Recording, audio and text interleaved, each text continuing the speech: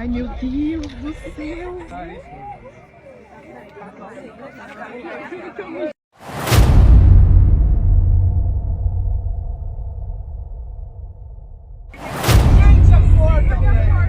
في بعض الحوادث الثواني هي اللي بتكرر كل حاجة.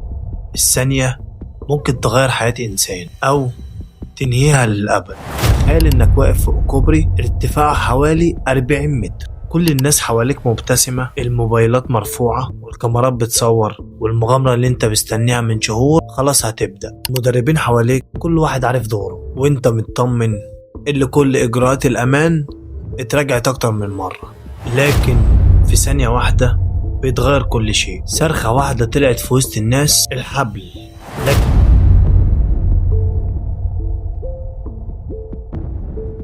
لكن الصرخة وصلت بعد فوات الأوان. النهاردة مش هنتكلم عن قاتل أو عن جريمة بتخطط ليها، ولا على قصة رعب.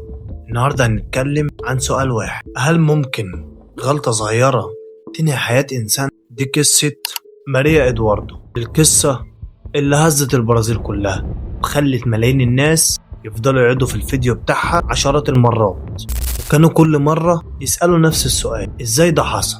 مين هي ماريا إدواردو؟ بنت عندها 21 سنة، شابة بتحب الرياضة ودرست التربية الرياضية، وكانت شغالة في مجال اللياقة البدنية.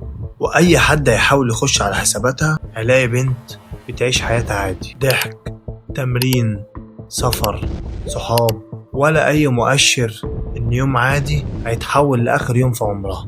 في يوم 13 يونيو 2026 قررت هي وأصحابها يعملوا حاجة ناس كتيرة بتحلم بيها: يجربوا القفز بالحبال. مش انتحار ولا مخاطرة بدون حساب، النشاط ده ترفيهي بيعملوا ملايين الناس كل سنة في أماكن متجهزة، وكان اختيارهم مكان مشهور في البرازيل، كوبري قديم عالي جدا بيتجمع عنده محب المغامرات. ماريا كانت متحمسة جدا لدرجة إن قبل القفزة بساعات نشرت صورة ليها وهي واقفة في المكان، وكتبت جملة بسيطة كانت بالنسبة ليها مجرد هزار. لكن بعد اللي حصل الجملة دي بقت مؤلمة جدا لكل الناس. ايه هو الروب جامب؟ ناس كتيرة فاكرة ان الروب جامب هو البنج جامب، بس في الحقيقة الاختلاف كبير جدا. البنج جامب بيعتمد على حبل مطاطي، اما الروب جامب بيعتمد على حبال تسلق ثابتة ونظام تأمين معقد. كل وصلة، كل كاربينير، كل عقدة بتتراجع قبل القفزة. وده سبب ان النشاط دوت برغم ان هو خطير الا ان معدلات الامان بتاعته عالية جدا لما الاجراءات بتتنفذ بالشكل الصحيح. وعلشان كده اللي حصل في قضية ماريا عمل صدمة كبيرة. اللحظة اللي غيرت كل حاجة: الساعة كانت الصبح، الدور جه على ماريا، طلبت تعمل القفزة بطريقة استعراضية. 2 من المدربين شالوها وفردت دراعاتها كأنها طيارة. كل الناس كانت بتصور، مفيش حد كان متوقع ان في خلال اقل من ثانية كل شيء هيتحول لكارثة. الفيديو المنتشر بيثبت ان ماريا انحدفت من حافة الكوبري. في نفس اللحظة اتسمع صوت شخص بيصرخ وبيقول الحبل. وعلى حسب اللي ظهر في الفيديو واللي اعلنته السلطات، اصبح السؤال الاساسي في التحقيق هو: هل قفزت ماريا قبل ما يتم توصيل نظام الامان بالكامل؟ دي النقطة اللي التحقيقات ركزت عليها.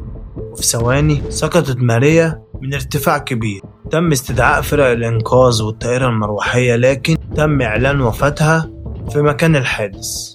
بعد الحادثة مباشرة وصلت الشرطة العسكرية للمكان وقفلته خالص، وجمعت الشرطة الحبال ومعدات التأمين وسجلت أقوال الموجودين. وفي الساعات التالية أعلنت السلطات فتح تحقيق جنائي لتحديد المسؤولية.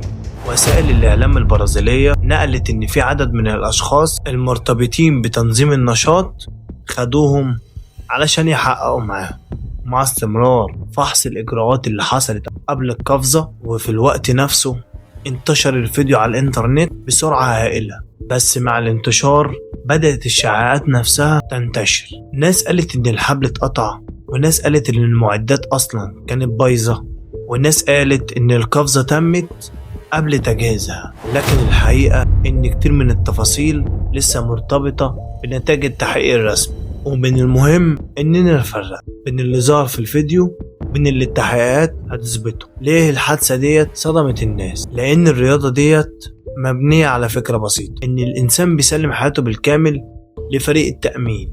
كل خطوة لازم يكون فيها مراجعة.